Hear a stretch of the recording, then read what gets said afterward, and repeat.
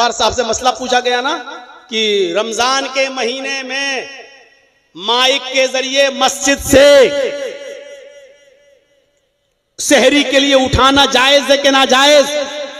अब्दुल गफ्फार साहब न जायज कह पाए न नाजायज कह पाए और कहा कि अच्छा नहीं लगता। मेरे भाइयों, ऐसा तरीका सरासर गलत और नाजायज है। आप मस्जिद के मिंबर पे या मस्जिद के माइक से रात में किसी को बेदार करें, यह आपके लिए जायज है ही नहीं।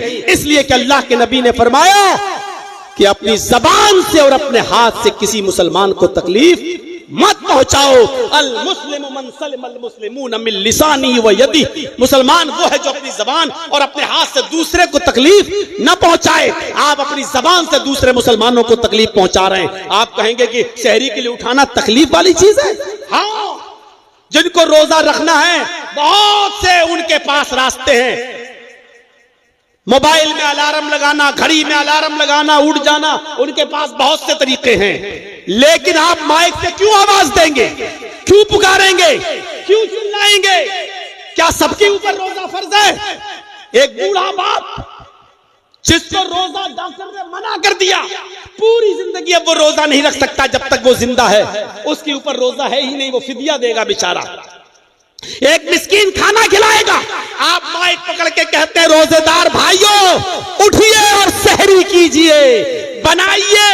उस बूढ़े की आंख खुल रही है, वो नींद की गोली खाकर सोया हुआ है, डॉक्टर ने उसको नींद की गोली दी है, वो डिप्रान 10 mg 5 mg की खा के सोया और आपकी माइक की आवाज सुनकर वो उठ गया। उसके ऊपर रोजा फर्ज नहीं है, वो फिदिया देगा। आपने उसकी नींद में डिस्टर्ब कर दिया। आप कौन होते हैं उसकी नींद में खलल करने वाले? एक औरत जिसको पीरियड आ रहा है रोजा नहीं रख सकती, आपके माइक की आवाज ने उसकी नींद में भी डिस्टर्ब कर दिया, उसको भी उठा दिया। वो बच्चे जिन पर रोजा फर्ज नहीं है, आपने उनकी भी नींद में डिस्टर्ब कर दिया। वो औरतें जो अपने बच्चों को दूध पिलाती हैं, शरीयत जिनको रुख्सत दे रही है कि वो रोजा छोड़ दें, बाद में पूरा करें, आप उनके रोजे में डिस्टर्ब कर रहे हैं, उनकी नींद में आप डिस्टर्ब कर रहे हैं। मेरे भाइयों, जिन औरतों के पेट में हमल है, बच्चा है, आपने उनकी नींद में भी डिस्टर्ब कर दिया। शरीयत कहती है कि वो रोजा छोड़ दें, बाद में रखें। मेरे भाइयों, मुझे बताइए कि आप कौन सा सवाब का काम कर रहे हैं? आप मुसलमानों को तकलीफ दे रहे हैं। जिनके ऊपर रोजे की रुख्सत है, आप उनको तकलीफ दे रहे हैं, और तकलीफ किसी भी मुसलमान को देना जायज नहीं है आपके लिए। इसलिए रात में माइक से ऐलान करना, नाते पढ़ना और नज़्में पढ़ पढ़ के उठाना, यह सरासर नाजायज है, गलत है। आप ये चीजें नहीं इस्तेमाल कर सकते हैं, आपके लिए शरीयत इस बात की इजाजत नहीं देती है। इसलिए जहां बहुत सी चीजों की इस्लाह हमारा मुआशरे में हम करेंगे, ये भी इस्लाह करना चाहिए। गुलामी की जंजीरों को इस तरीके से तोड़ा गया है। मेरे भाइयों, ये मुहिम चलाई थी मोहम्मद रसूलुल्लाह सल्लल्लाहु अलैहि वसल्लम ने। हजरत उमर फारूक रज़ियल्लाहु ताला अन्हु जंगल में थे और वहां एक चरवाहा बकरियां चरा रहा था। हजरत उमर फारूक को भूख लगी, आप अपने साथियों के साथ उसके पास गए। आपने कहा, क्या तुम बकरियां चराते हो? उसने कहा, हाँ। आपने कहा, बिअनी शातन, क्या एक बकरी बेचोगे? उसने कहा, नहीं, ये बकरी मेरे मालिक की है, मैं नहीं बेच सकता, मैं तो गुलाम हूं अपने मालिक का, मैं नहीं बेचूंगा। हजरत उमर ने कहा, बकरी एक मुझे बेच दो, मैं इस बकरी को ज़िबा करने के बाद उसकी खाल उतार कर तुम्हें दे दूंगा। तुम अपने मालिक से ये कह देना कि जंगल में बकरियां चराते चराते दूर निकल गया और एक भेड़िए ने एक बकरी को मार डाला। भेड़िए ने एक बकरी मार डाली, एक बकरी खा गया। तुम्हारा मालिक तुम्हें कुछ नहीं बोलेगा, क्योंकि जंगल में अक्सर भेड़िए बकरियों पर हमला करते रहते हैं। उसने हजरत उमर को देखा, वो जानता नहीं था कि ये अमीरुल मोमिनीन है, ये हजरत उमर है, वो पहचानता नहीं था।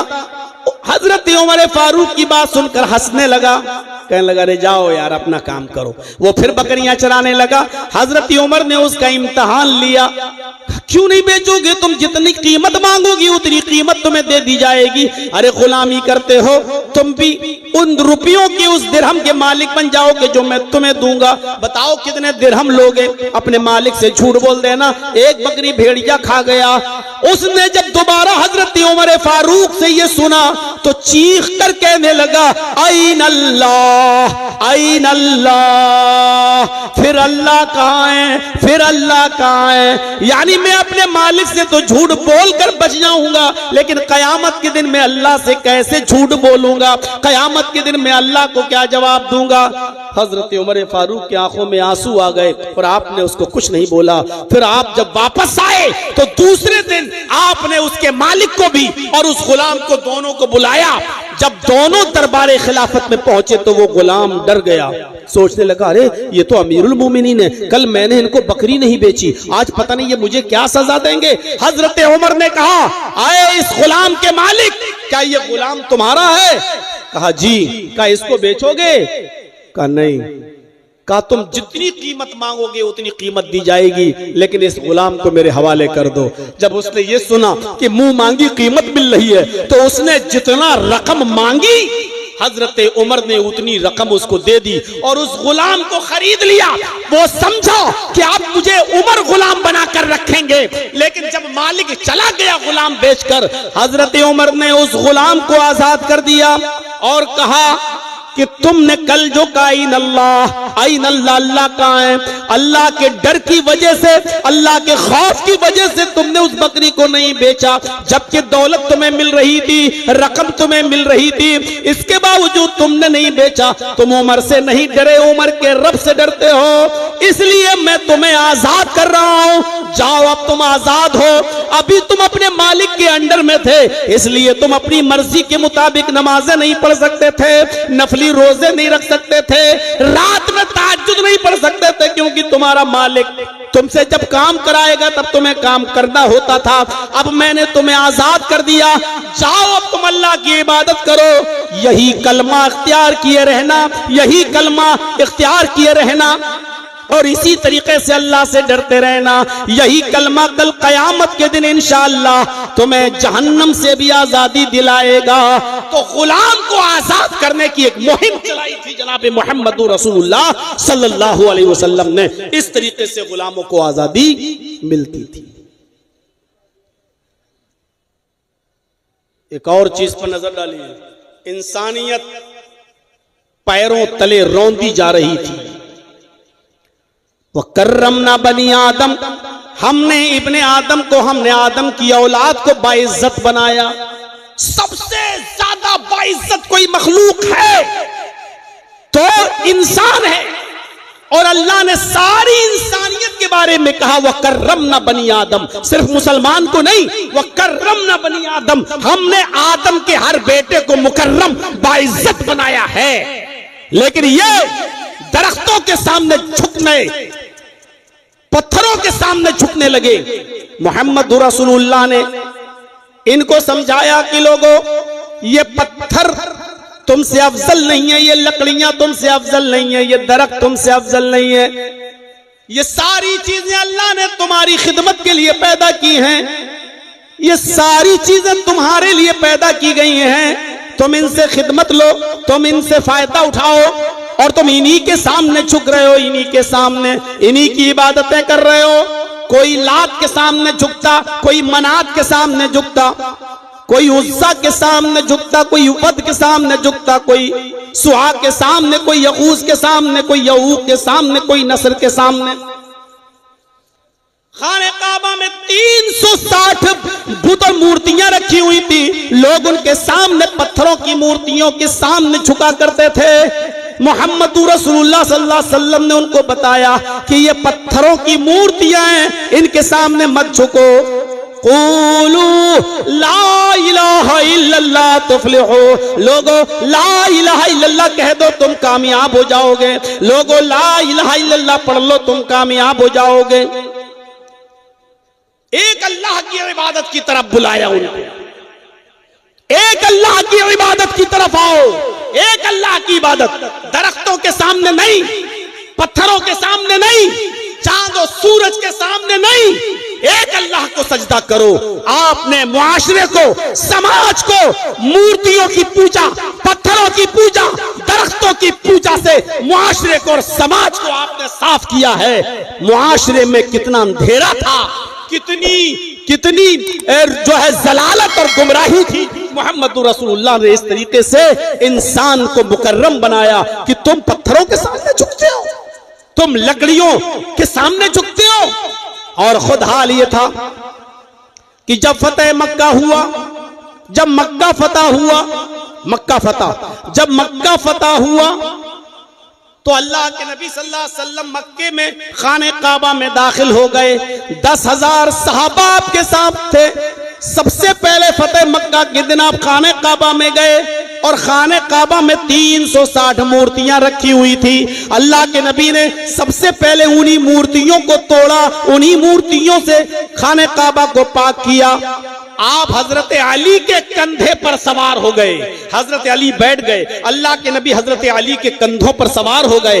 हजरत अली अल्लाह के नबी को लेकर उठ गए। अल्लाह के नबी के हाथ में छड़ी थी, लकड़ी की छड़ी थी, और आप एक एक छड़ी से एक एक बुत को गिराते जाते। ऐसे ये बुत वो मारा, ऊपर से नीचे गिरा, टुकड़े टुकड़े हो गया।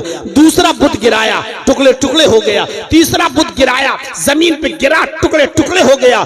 आप उसी छड़ी से एक एक करके बुत को गिराते जाते और हर बुत को गिराते वक्त ये कहते जाते, जाल हक व ज़हक़ल बातिल इन्नल बातिल कान ज़हूक़ा। हक आ गया और बातिल मिट गया, हक आ गया और बातिल मिट गया, और बातिल को तो मिटना ही था। हक आ गया और बातिल मिट गया, बातिल को तो मिटना ही था। इस तरीके से आपने खाने काबा को पत्थरों की मूर्तियों से और बुतों से साफ कर दिया। तौहीद की दावत ऐसी थी कि एक मर्तबा आप कहीं बैठे हैं और किसी सहाबी ने यह कह दिया, माशा अल्लाह व माशीता, जो अल्लाह चाहे और आप चाहे। गुफ्तगू करते करते निकल गया उसकी जबान से, माशा अल्लाह व माशीता, जो अल्लाह चाहे और आप चाहें।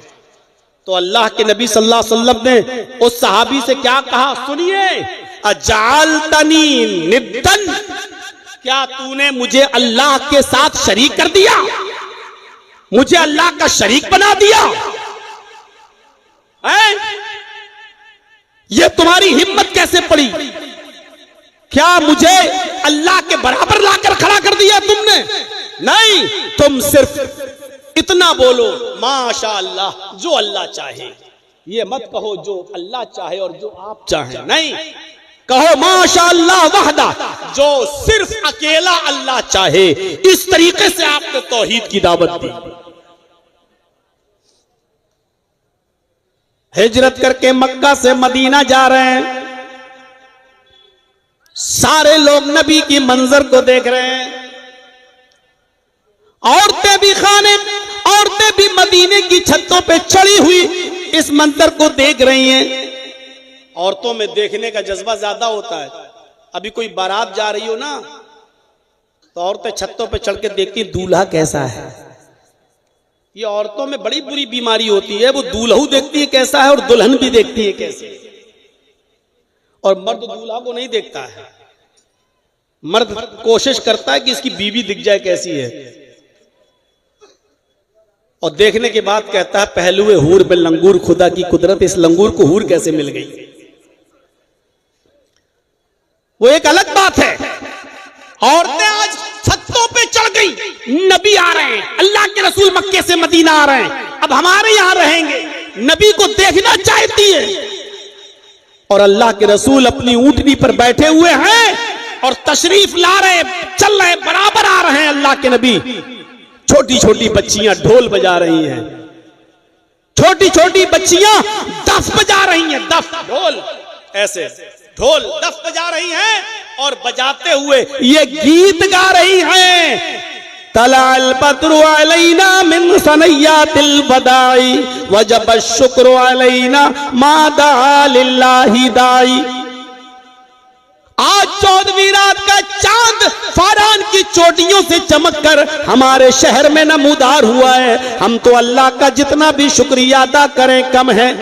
अल्लाह के नबी उन बच्चियों की जबान से जब ये शेर सुनते हैं तो मुस्कुरा रहे हैं, हंस रहे हैं। जब करीब आए तो उन लड़कियों ने नबी को देखा और देख के कहा, फीना नबिय्युन यअलमु मा फी गद। आज हमारे पास एक ऐसे नबी आए हैं जो कल की बात भी जानते हैं, कल क्या होने वाला है उसका भी इल्म रखते हैं। अल्लाह के नबी अपनी ऊंटनी से उतरते हैं और उन बच्चियों के पास आते हैं और आकर कहते हैं, दई हाज़िही वक़ूली कुंत तकूलीन माँ कुंत तकूलीन। आए बच्चियों, ये जुमला जो पढ़ रही हो वो तुम छोड़ दो। हमारे दरमियान एक ऐसे नबी आए जो कल की बात भी जानते हैं। ये जुमला ना पढ़ो, ये जुमला छोड़ दो। जो तुम पहले पढ़ रही थी वही पढ़ो। तलाल बद्रु अलैना मिन सनय्यातिल वदाई वजब शुक्र अलैना मा दा लिल्लाहि दाई। ये जुमला पढ़ो, ये न कहो कि हमारे पास एक ऐसे नबी आए जो कल की बात जानते। अल्लाह की कसम, कल का इल्म मुझे नहीं है। कल मैं जिंदा भी रहूंगा या नहीं ये मुझे इसका भी इल्म नहीं है। कल मैं सेहतमंद रहूंगा या बीमार हो जाऊंगा मुझे इसका भी इल्म नहीं है। आपने उन बच्चियों को भी अकीदे से पाक कर दिया और ये अकीदा उनके जहनों से निकाल दिया, क्योंकि छोटे छोटे बच्चों को जो पढ़ाया जाता है बड़े होकर भी वो चीजें उनके दिमाग में बैठी रहती है, नहीं निकलती है। अच्छा बताओ, शुरू से देखते चले आ रहे हो ना, नमाज पढ़ने के बाद हाथ उठाकर दुआ मांगते थे ना, इमाम साहब भी और मुक्तदी भी सब। कितना मुश्किल काम था इसको हटाना। हमसे पूछो 20-22 साल पहले जब तकरीरें करने आता था कलिया चक और मौजमपुर के इलाके में, कितना मुश्किल काम था। लोग कहते थे ये लोग नए नए मौलवी पैदा हो गए हैं, हमारे बाप दादा करते आए, ये लोग कहते हैं बिदअत है, ये लोग कहते हैं मना है। कितना मुश्किल काम था, क्योंकि जो बाप दादा के जमाने से चला रहा है, जो बचपने से हम करते चले आ रहे हैं, उसको छोड़ना बड़ा मुश्किल होता है, बड़ा मुश्किल। अगर आज ये बच्चियां अगर ये अकीदा रख लेंगी अपने अंदर तो फिर बुढ़ापे तक ये अपने दिमाग से नहीं निकाल पाएंगी, अपने दिमाग से नहीं निकाल पाएंगी। अब देख रहे हो ना, आप ही के इलाके का है ना एक मौलवी झारखंडी, मान लिया ना। अरे हम लोग भी तो वही कहते थे, लेकिन अब मान लिया ना। क्या कहता है वो? हमसे पूछते हैं हलवा कौन किताब में है। अरे हलवा किताब में नहीं होता, हलवा कढ़ाई में होता है। अरे अल्लाह के बंदे, यही तो हम पूरी जिंदगी कहते आए हैं कि तुम्हारे पास किताबों सुन्नत की कोई दलील नहीं है हलवे की। वो खुद कहता है तुम ढूंढते रहो किताब में, हम खाते रहेंगे कढ़ाई। वो कोई मौलवी तो है नहीं, अरबी मदरसे का एक क्लास भी नहीं पढ़ा हुआ है। वो तो कपिल शर्मा समझ लो, या पाकिस्तान का उसको वो उमर शरीफ समझ लो, बस इससे ज्यादा उसकी कोई हैसियत नहीं। उसको इसीलिए बुलाते भी हैं। पटाखे के बारे में क्या बोलता है आप तो जानते ही है कि अगर शादी में पटाखा बजाना सुन्नत होता तो हम पटाखा थोड़ी, हम तो बम लेके जाते, बम समझी के घर में छोड़ देते, डायरेक्ट जन्नत। अब इससे बड़ा मजाक और क्या हो सकता है? तो मेरे भाइयों, अब लोग मानने लगे हैं कि हम जो हलवा खाते हैं उसकी किताबों सुन्नत में कोई दलील नहीं है, वो कढ़ाई है। तो ये तो हम पहले ही कहते हैं कि तुम्हारे सारे त्योहार खाने पीने के हैं। मुहर्रम पे खिचड़ा, रबीउल अव्वल में बिरयानी, 11वीं में बड़े पीर साहब के नाम पर बिरयानी की डेग, रजब में कूंडे, शाबान में हलवा, रमजान में तो पूछो मत। जिंदगी भर सब खाओ और जब तक जिंदा रहो पीर बन के मुरीद से खाओ। और जब मुरीद के यहां कोई मर जाए तो मरने वाले के नाम पे भी खाओ। वो मर गया, हाँ, अब उसकी आत्मा को शांति नहीं मिलेगी। तीजा कर, 10वां कर, 20वां कर, 40वां कर, और बेगैरत 40वां भी खाने के बाद कहता बरसी कर, हर साल खिला मरने वाले के नाम पे। मेरी एक चचेरी बहन की शादी हुई है जसवंत नगर, इटावा से थोड़ी दूर है, और वो वहां एक भी अहले हदीस नहीं है, टोटल पूरे लोग टीटीएस की फुल फॉर्म आप जानते ही होंगे, बताने की जरूरत नहीं। अरे बता देता हूं, किसी के बाप का क्या जा रहा है। टनाटन सुन्नी।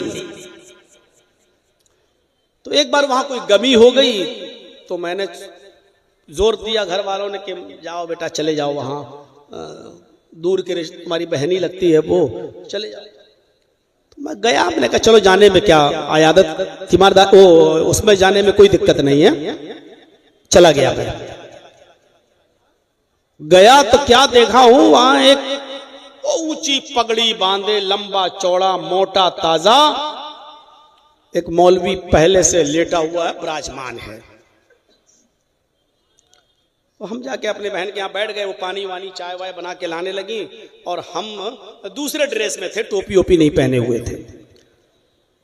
बहुत देर तक वो जाने क्या अगरबत्ती जला रहा था और ये सब कुछ जल रहा था, वहां पर बहुत सी खुराफातें हो रही थी। मैंने अपनी चचेरी बहन से कहा ये क्या है, कहा सब करते हैं, अब हमारे घर वालों ने कर दिया यहाँ रिश्ता, तो अब क्या करें, फंस गए तो फंस ही गए। तो हमने कहा ये कौन है ये मोटा आदमी जो बैठा हुआ है? तो कह रहे ये यहाँ का सबसे बड़ा मौलवी है, मैं नाम नहीं लूंगा, वो बहुत मुबारक मौलवी है, उसका नाम लेने से पहले हमें वुजू बनाना पड़ेगा। तो मेरे भाइयों, मैं चुप था, खामोश बैठा रहा, और थोड़ी देर के बाद वो कहने लगा, ऐसा है मेरी बहन से, ऐसा है कि इस मरने वाले के जितने भी कपड़े हैं, नए पुराने, घड़ी वड़ी जितनी भी चीजें हैं, सारी चीजें पैक करके हमें दे दो। तो कुछ चीजें जो पुरानी थी वो दे दी, कुछ चीजें ऐसी होती हैं जो औरतें भी रखना चाहती हैं निशानी के तौर पे, भाई अभी नहीं हम क्यों दें आपको। तो कहता सब दो। बहन ने कहा भाई मैं ये सब नहीं दे सकती। तो कहा कि नहीं दोगे तो कयामत के दिन ये आदमी नंगा उठेगा। अब मेरे सब्र का पैमाना लबरेज, मैंने दूर से ही बैठा हुआ था, मैंने कहा मौलाना साहब आप क्या कपड़े पहनकर उठेंगे? कौन बदतमीज।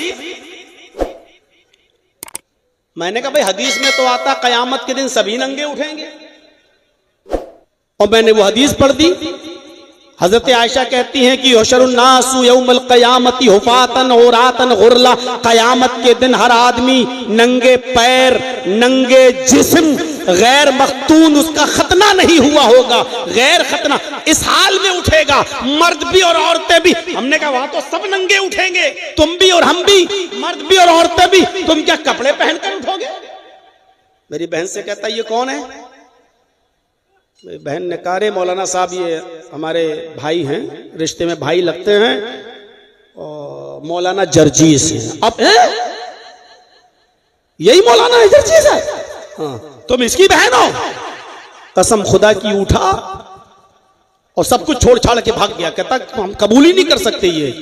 जब वो जाने लगा तो मैंने कहा मौलाना साहब जो अब तक खा चुके हो, पेट में पहुंच चुका, वो कैसे निकालोगे?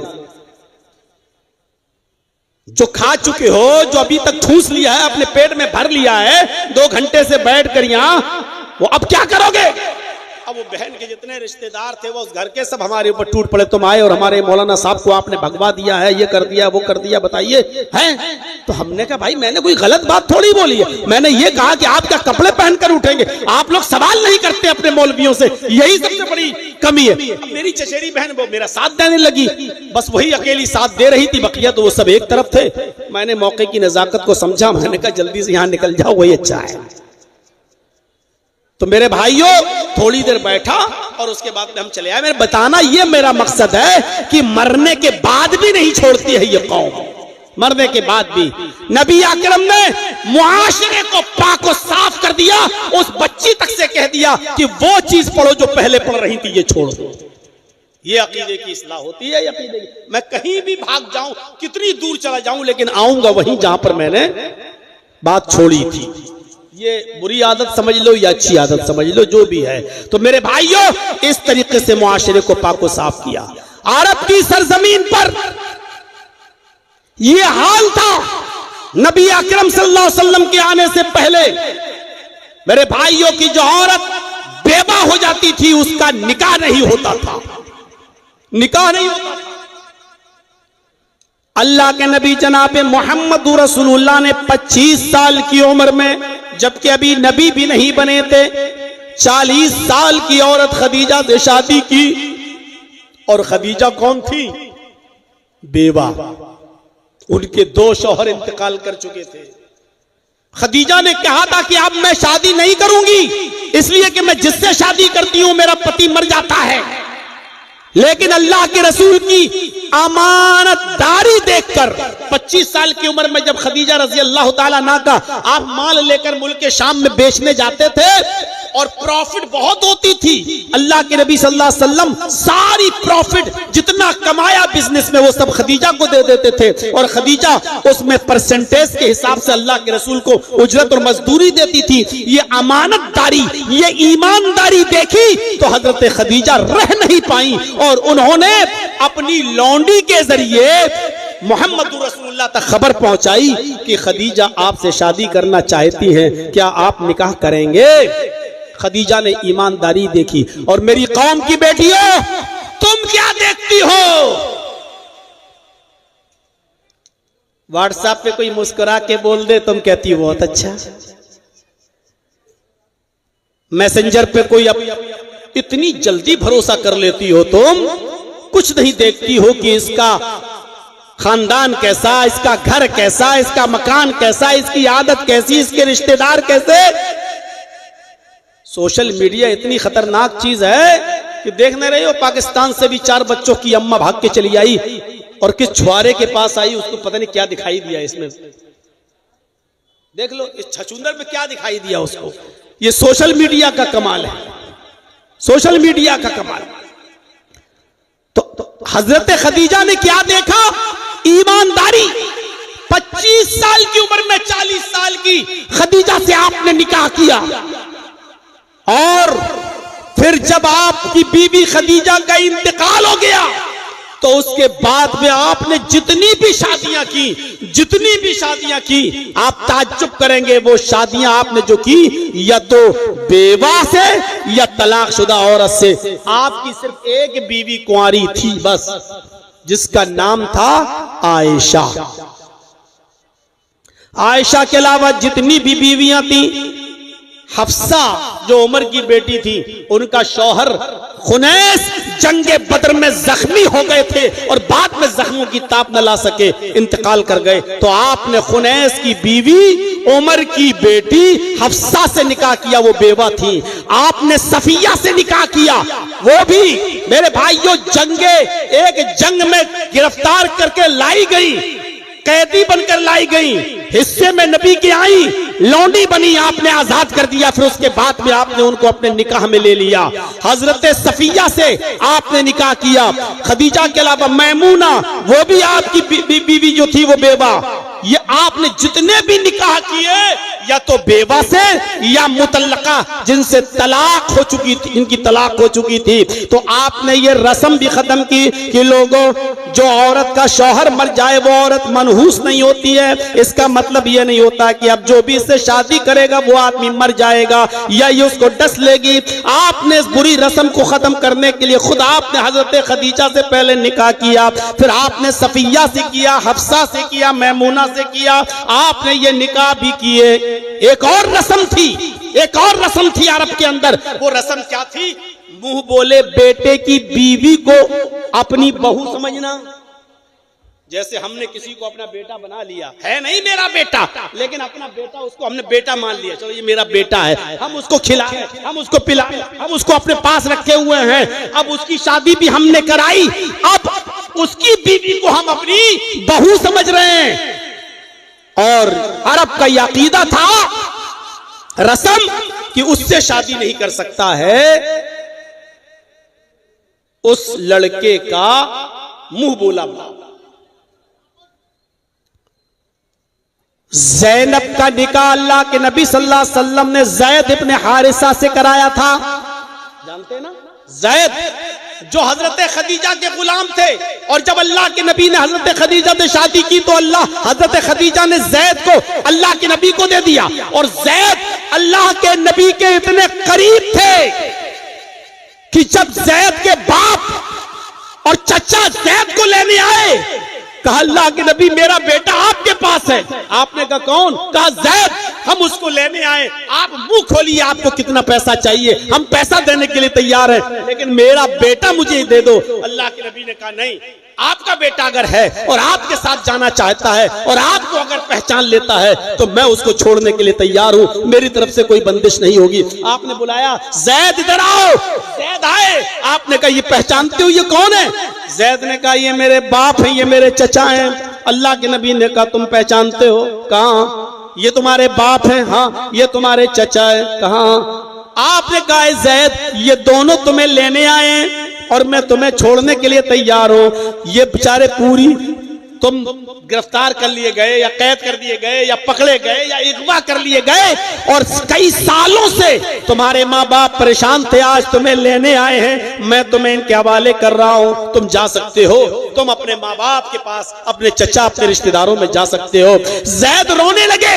अल्लाह के नबी ने कहा क्यों रो रहे हो? कहा अल्लाह के नबी मैं आपको छोड़कर नहीं जाऊंगा। तब बाप ने कहा बेटा तू गुलाम बनकर रहेगा, मैं तुझे आजाद कराने आया, मैं लेने आया, और तू कह रहा है कि मैं मोहम्मद के पास रहूंगा, तू आजादी पर गुलामी को तरजीह देता है।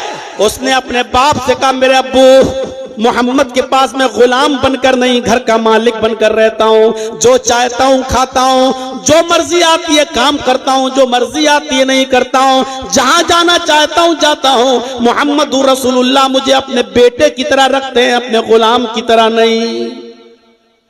जब बेटे ने जाने से इनकार कर दिया ज़ैद ने, तब बाप खुशी खुशी चले गए। अगर हमारे घर से भी ज्यादा प्यार तुझे इस घर में मिल रहा है तो बेटे हम तुझे नहीं ले जा सकते, रहो तुम यहाँ। हंसते हुए गए, आए थे रोते हुए, हंसते हुए गए कि मेरा बेटा यहाँ खुश है। अल्लाह के नबी ने जब ये देखा कि ज़ैद अपने माँ बाप के साथ नहीं गया मेरी मोहब्बत देखकर, तो ज़ैद का हाथ पकड़ा और खाने काबा में ले गए, और खाने काबा में ले जाकर लोगों में ऐलान किया, लोगों सुन लो, ये ज़ैद आज के बाद मेरा बेटा है, मोहम्मद की वरासत में इसका भी हक है, यानी मेरी जब वरासत तकसीम होगी तो इसमें मेरे बेटे को भी हिस्सा मिलेगा। जब ये कहा तो अल्लाह ने कुरान की आयत नाजिल फरमा दी और उसमें फरमा दिया नहीं, आपके बेटा कह देने से वो आपका बेटा नहीं हो जाएगा, उसका बाप वही कहलाएगा जो इसका बाप है। आप उसकी खिदमत कर सकते हैं, उसको अपने घर में पाल सकते हैं, पोस सकते हैं, बड़ा कर सकते हैं, लेकिन आप उसके बाप नहीं बन सकते हैं। अल्लाह ने मना कर दिया। फिर अल्लाह के नबी ने ज़ैद का निकाह ज़ैनब से करा दिया। ज़ैनब में और ज़ैद में ज्यादा दिन तक निभ न पाई, दोनों में खटास हो गई और हजरत ज़ैनब ने तलाक ले ली ज़ैद से। हजरत ज़ैनब ने ज़ैद से तलाक ले ली। जब ज़ैनब ने ज़ैद से तलाक ले ली तो अल्लाह के नबी पर वही नाजिल हुई कि इस वक्त मुंह बोले बेटे की बीवी से कोई आदमी शादी नहीं करता है। अगर आप इसके साथ निकाह नहीं करेंगे तो अरब के अंदर ये दस्तूर बाकी रहेगा, लोग मुंह बोले बेटे को सगे बेटे की तरह समझेंगे और उसकी बीवी को सगी बहू की तरह समझेंगे। इस रस्म को तोड़ो। अल्लाह के रसूल ने अल्लाह का हुक्म मानते हुए ज़ैद के तलाक देने के बाद ज़ैद की बीवी ज़ैनब से निकाह कर लिया और ज़ैनब को अपने निकाह में ले लिया।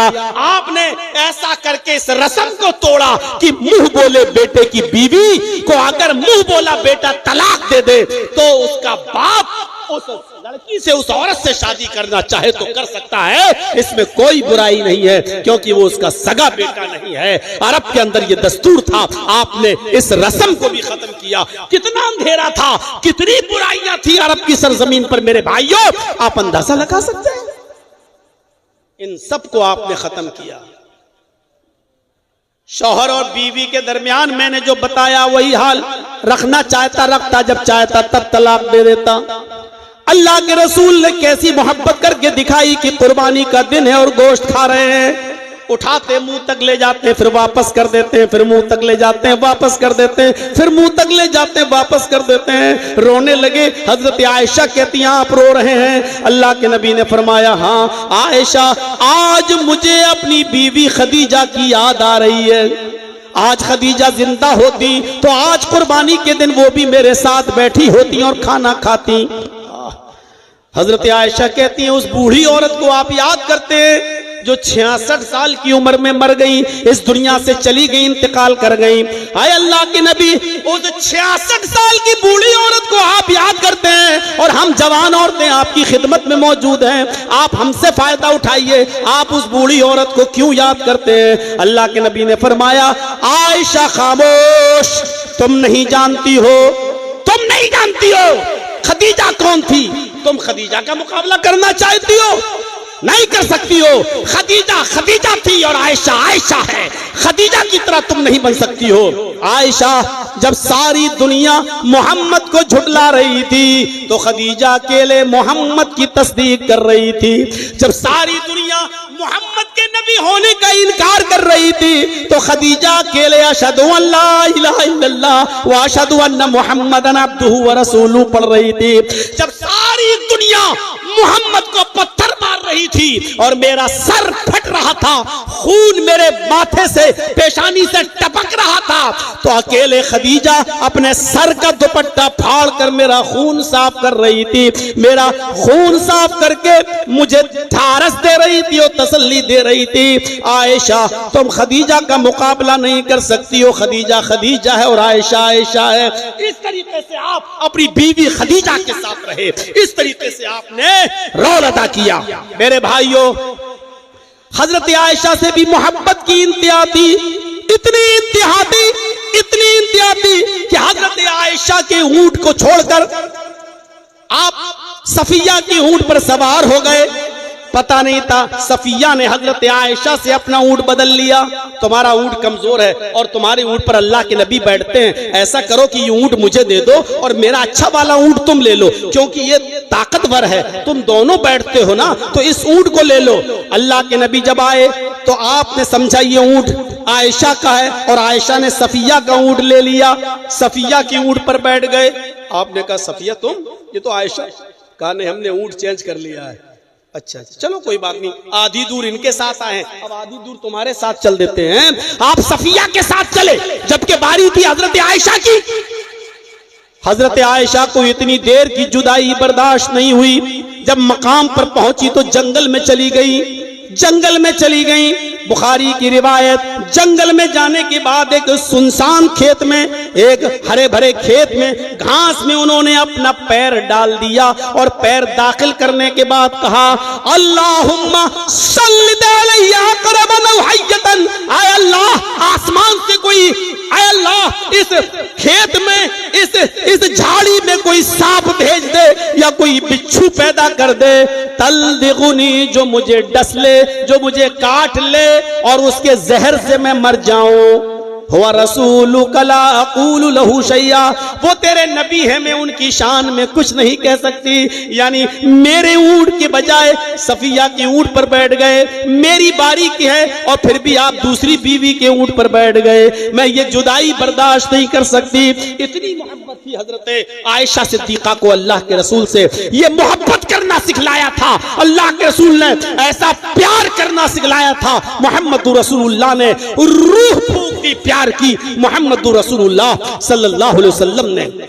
गौर करो, जब सारी दुनिया सूरज को देखती थी और सूरज को सूरज कह रही थी, सूरज को सूरज कह रही थी, तो हजरत आयशा से पूछा गया तो हजरत आयशा कहती मेरा सूरज तो मोहम्मद रसूलुल्लाह है, मेरा सूरज तो मोहम्मदुर रसूलुल्लाह है।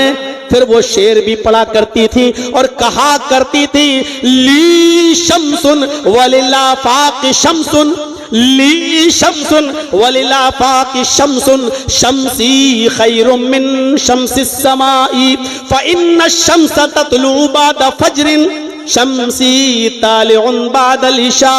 हज़रत आयशा ये शेर पढ़ा करती थी, एक आसमान का सूरज है, एक मेरा सूरज है, ली शम्सुन, एक मेरे पास भी सूरज है, एक आफाक आसमान का भी सूरज है, ली शम्सुन वलिल आफाक शम्सुन, शम्सी खैरुम मिन शम्सिस समा, मेरा सूरज आसमान के सूरज से ज्यादा अच्छा है, मेरा सूरज आसमान के सूरज से ज्यादा बेहतर है।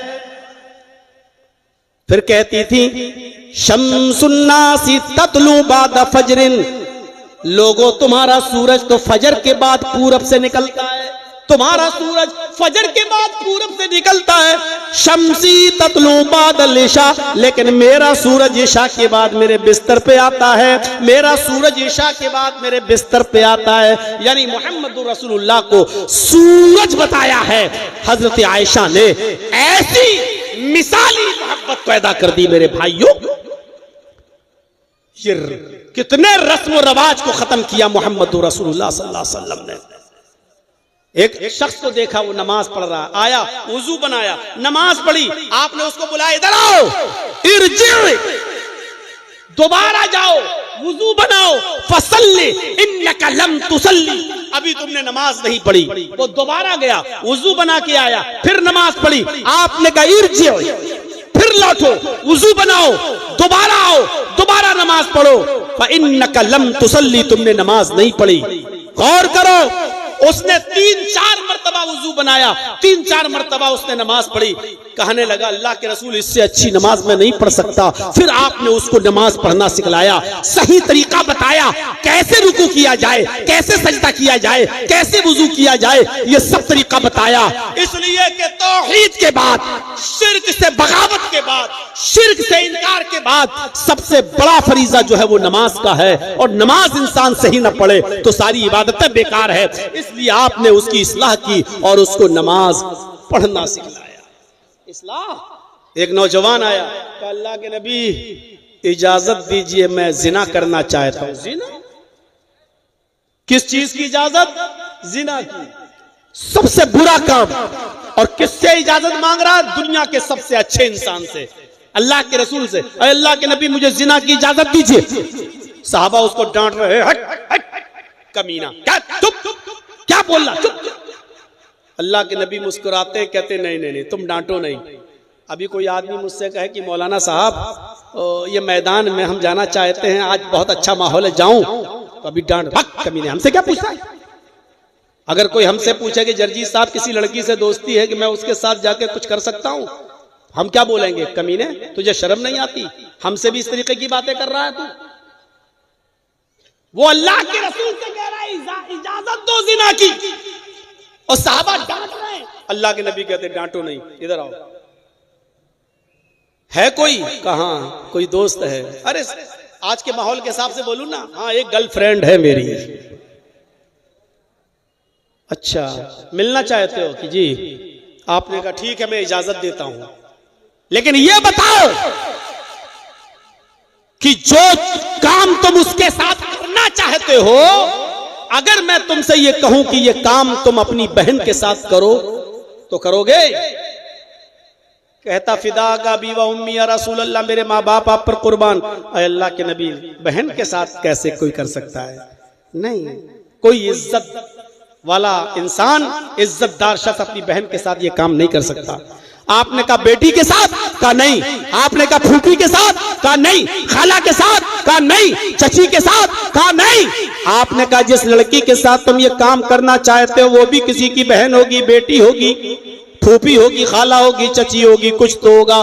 फिर वो कैसे बर्दाश्त करेगा कि मेरी चची, मेरी बेटी, मेरी बहन के साथ ये काम किया जाए?